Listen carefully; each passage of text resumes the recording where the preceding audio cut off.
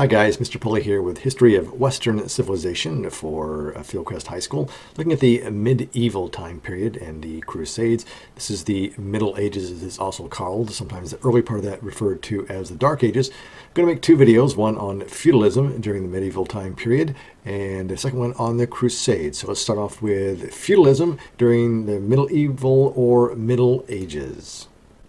Starting here with, first of all, what is feudalism? This is a system of decentralized organization of defense and governance, okay, for defense and government. Got it so far. Decentralized, however, that's going to be important, okay?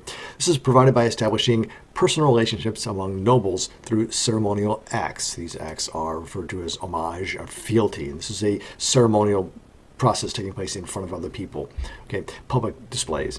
These personal relationships then create a hierarchy of the lord on top and then the vassal, which is referred to as vassalage, through which mutual obligations are established. These are: the lord grants his vassal support in the form of a fief, which is usually a manor or land with servants and other things involved, and also protection, while the vassal gives to his lord military service and his loyalty. And these create a feudal relationship thing called the feudal pyramid, which we'll look at in a few moments. Okay, first of all, let's look at the lives here of our nobles. And their lives are, well, the quality of their life, let's just say, is exaggerated in the movies and the things you've heard. This isn't, everything's all great at the palace, everything's all nice and, wonderful. This is a place where the castles are really actually kind of squalid places, not nice places you would want to live. And this is because these are drafty, they are dark. We've got small windows for defensive purposes and stone walls, which are cold in the winter. We have open fires for heat, that smoke comes off from that. We've got fires and torches for lamps, or burning oil for lighting. All very dark, not so nice. This castle here, actually, this is a castle in Scotland called Dunatar Castle. I like to refer to it as the Mel Gibson Castle, and the reason for that is Mel Gibson filmed his version of the play Hamlet here at this castle, and the real William Wallace, the character Mel Gibson plays in Braveheart, actually laid siege to this castle. Laid siege to the castle, and they were on his side. Then he stopped. Okay, so our lords and vassals live in the castle up here on the hill because that's good for defensive purposes. Try running up that hill, just running up it, let alone try running up it with 60 pounds of armor on, plus your shield and your sword and your spear and all that other good stuff. Okay, now kings don't have absolute power in feudalism. Their power is sort of granted to them by the nobles, and then so they've got to give that back to the nobles in order to get, protection for them. They can't afford the cost of raising an army, so they give up a lot of their powers to the nobles in order to have them provide military service for them.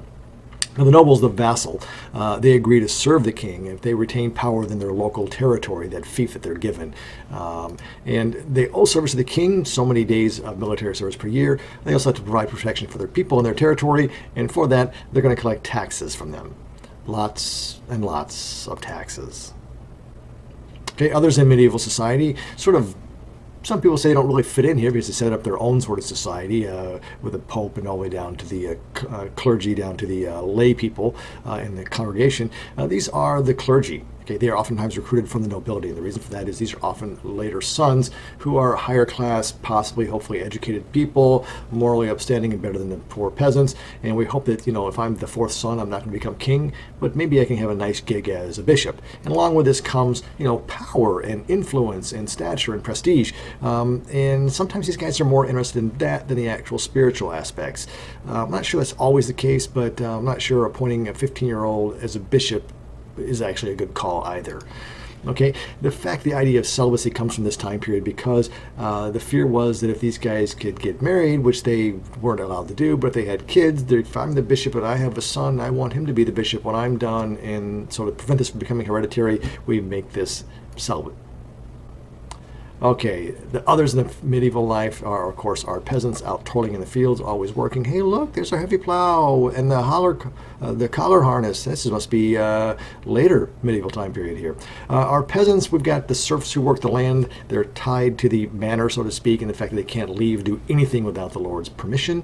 They live basically in poverty. They're paying taxes for everything. They're paying for their right to live there and the protection he gives them. They're paying taxes for the land that they get to use for themselves by giving a portion of their harvest. They also have to work the Lord's land. If they use his mill to grind their wheat to make flour, they got to give him a percentage of that. If they catch any fish, hunting, game, anything, he gets a percentage. Okay, taxes again everywhere, everywhere, everywhere. Now, not all peasants are serfs, but by the latter part of the medieval time period, about 80% of them actually are. And some other kind of peasants might be actually townspeople who run small shops or inns. These folks are generally self-reliant in terms of taking care of themselves and their food and stuff, buying it from farmers and even the serfs. On the other hand, when it comes time of invasion, they're going to go run to the local lord, trying to look for some protection.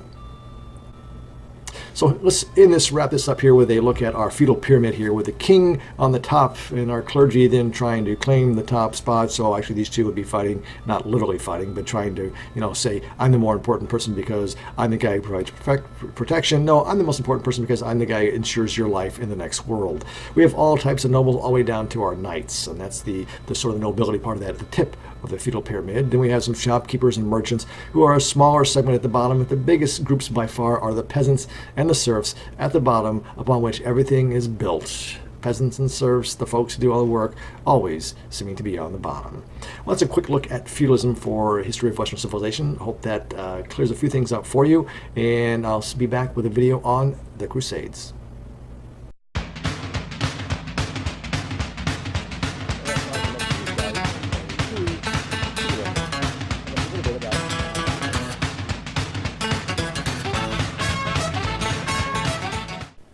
Hi guys, Mr. Pulley here with History of Western Civilization for Fieldcrest High School, looking at the medieval time period and the Crusades.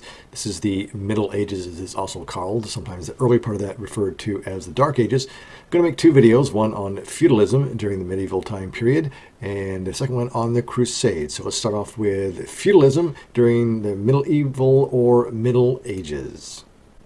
Starting here with, first of all, what is feudalism? This is a system of decentralized organization of defense and governance, okay, for defense and government. Got it so far. Decentralized, however, that's going to be important, okay? This is provided by establishing personal relationships